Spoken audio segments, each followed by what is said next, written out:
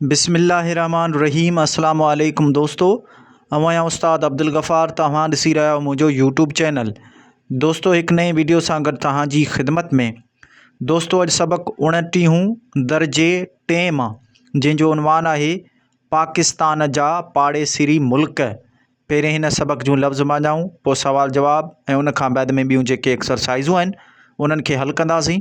तव्हां दोस्तनि खे गुज़ारिश आहे, जेकॾहिं चैनल ते नवां आहियो, चैनल खे सब्सक्राइब, वीडियो खे लाइक शेयर ऐं पंहिंजे क़ीमती राय खां ज़रूरु आगाह कंदा। हलूं था सबक़ जे लफ़्ज़ माना ऐं सवाल जवाबनि जे तरफ़। जी दोस्तों, हाणे लफ़्ज़नि जूं मानाऊं लिखंदासीं। लफ़्ज़ ख़ुद मुख़्तियार माना आज़ाद। लफ़्ज़ टेक्नोलॉजी माना हुनरनि जो इल्मु। लफ़्ज़ तरक्की याफ़्ता माना सुधरियल। लफ़्ज़ ॾिहाड़ो माना ॾिणु या ॾींहुं। लफ़्ज़ अहम माना अहमियत वारो। लफ़्ज़ पाड़ेसिरी माना पाड़े वारा। लफ़्ज़ दोस्ताना माना सुठा। लफ़्ज़ नाता माना रिश्ता या ताल्लुक़। पोइ लफ़्ज़ आहे बेमिसाल माना शानदार। लफ़्ज़ पखेड़ माना एराज़ी।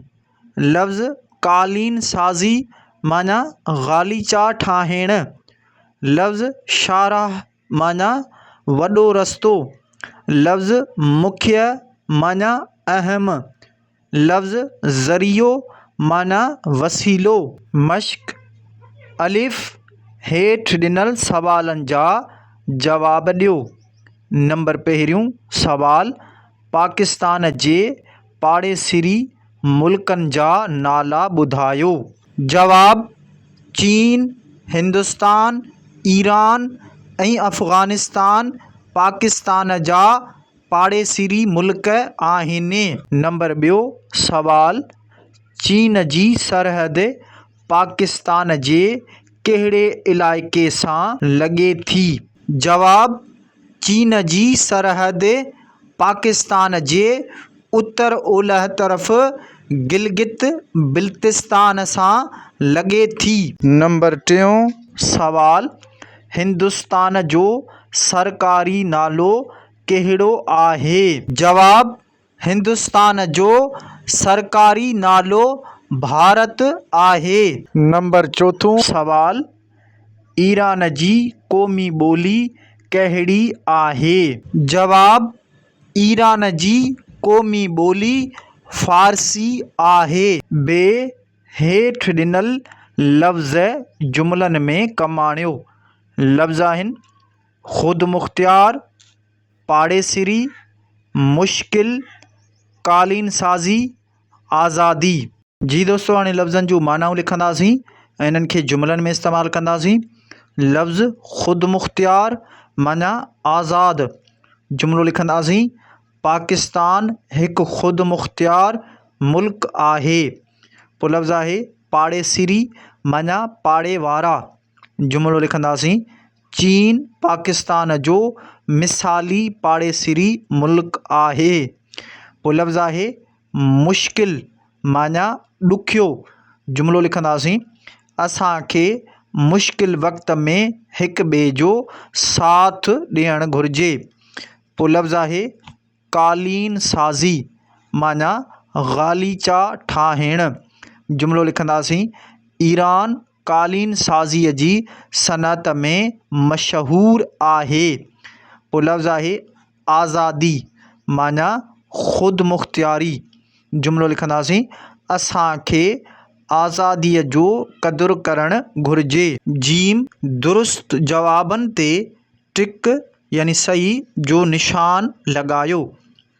जुमिलो पहिरियों आहे, आबादीअ जे लिहाज़ खां दुनिया जो सभ खां वॾो मुल्क कहिड़ो आहे? पाकिस्तान, चीन, हिंदुस्तान, ईरान। दुरुस्त जवाब आहे चीन। इन ते टिक जो निशान लॻाईंदासीं। नंबर ॿियो जुमिलो, अफ़गानिस्तान जी गादीअ जो हंधु कहिड़ो आहे?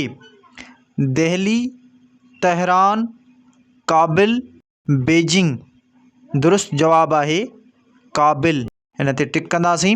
हेठि ॾिनल लफ़्ज़ 1 मिंट में दुरुस्त उचार ऐं रवानीअ सां पढ़ो। जी दोस्तो, हाणे ही लफ़्ज़ आहिनि, इन्हनि खे 1 मिंट में दुरुस्त उचार ऐं रवानीअ सां पढ़णो आहे। लफ़्ज़नि खे पढ़ंदासीं।